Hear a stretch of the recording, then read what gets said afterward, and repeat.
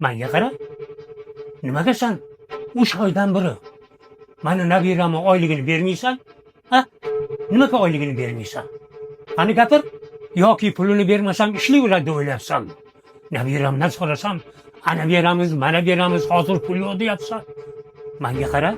Sen o'zi birovni haqqidan qo'rqasanmi yo'qmi? Ha. Nevarangiz 3 oydan beri oylik olmayotgan ekanmi? Ha? Qani, otaxon keling, o'tiring, men sizga hammasini tushuntirib beraman. Ha? O'tiring.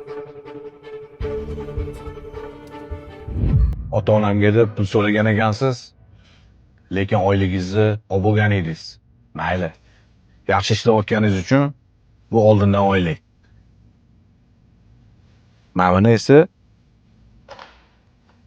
ota-onangizga iftorlik qilish uchun yo'lda 4 ta non, qaymoq, endi u yog'ini o'zingiz bilasiz. Chiroyli iftor dasturxoniga ularning duolarini olib, bizning nomimizdan salom aytib qo'ying. Muhammad Aziz. Ofisga qarab olgin.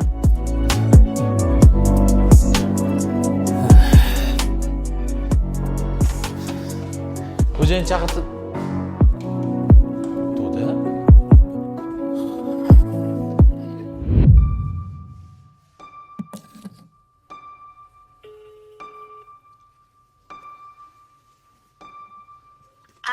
Jon.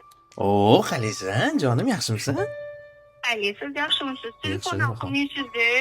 Endi ishlaydimda. Xullaschi, zo'r yangilik bor. Voy. Men oyligimni oldim. Hozir oldinga boraman. Nimadir olaymi? Uncha zo'r, bilmasam nima bo'lasiz. O'zingiz bilib biron olib kelavering. Men senga harom xarjga deb berganim yo'q pulni.